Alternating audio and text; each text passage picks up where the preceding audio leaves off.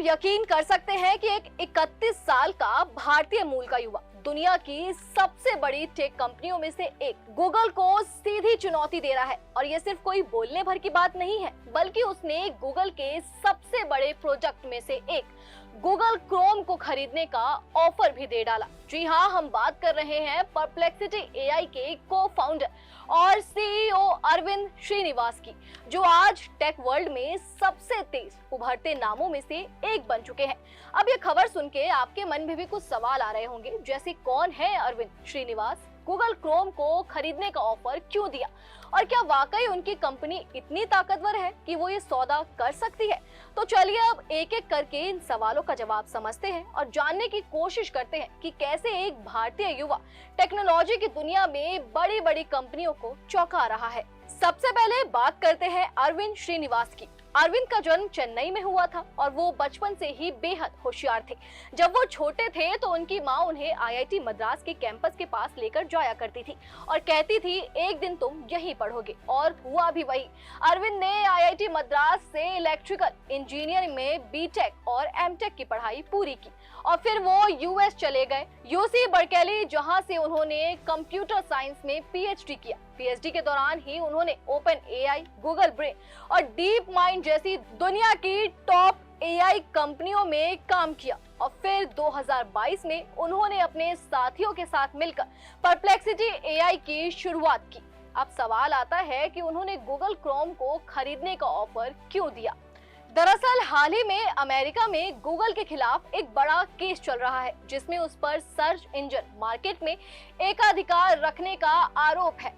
एक फेडरल जज ने यह भी माना है कि गूगल का मोनोपोली है और हो सकता है कि अदालत गूगल को कुछ हिस्से बेचने को कहे, जैसे क्रोम ब्राउजर। इसी मौके को देखते हुए अरविंद श्रीनिवास ने एक बड़ा कदम उठाया और फिर क्या था, उन्होंने अल्फाबेट इंक यानी कि गूगल की पेरेंट कंपनी को ऑफर भेज दिया, क्रोम ब्राउजर को बेच दो, हम खरीदना चाहते हैं।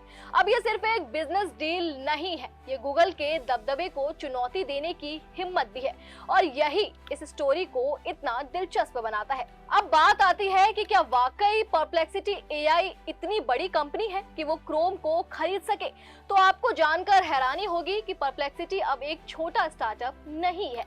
इस साल की शुरुआत में ही कंपनी की वैल्यू 18 अरब डॉलर आकी गई थी। उन्होंने $100 मिलियन की फंडिंग भी जुटाई और कंपनी के चीफ बिजनेस ऑफिसर दिमित्री सिविलेंको ने साफ कहा है कि कई बड़े निवेशक क्रोम की डील को फाइनेंस करने के लिए तैयार है। अगर ये सौदा हो जाता है तो परप्लेक्सिटी अगले 2 सालों में क्रोम और क्रोमियम पर $3 अरब का निवेश करने का प्लान भी रखती है। और हाँ, ये पहली बार नहीं है जब परप्लेक्सिटी ने किसी बड़ी कंपनी को खरीदने का मन बनाया हो। इससे पहले जब टिकटॉक को अमेरिका में बैन करने की बात हो रही थी तो अरविंद श्रीनिवास ने उसकी पेरेंट कंपनी बाइटडांस को ऑफर दिया था कि टिकटॉक के अमेरिकी ऑपरेशन को परप्लेक्सिटी में मर्ज कर लो ताकि मिलकर एक नई कंपनी बनाई जा सके। यानी अरविंद न सिर्फ तेज दिमाग वाले टेक्नोलॉजिस्ट है, बल्कि वो मौके को पहचानने और उसे बड़ा बनाने का हुनर भी रखते हैं।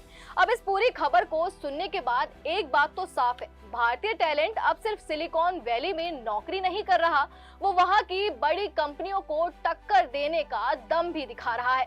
अरविंद श्रीनिवास की कहानी सिर्फ एक इंसान की नहीं, बल्कि नई पीढ़ी की सोच, आत्मविश्वास और ग्लोबल लेवल पर पहचान बनाने की कोशिश की कहानी है।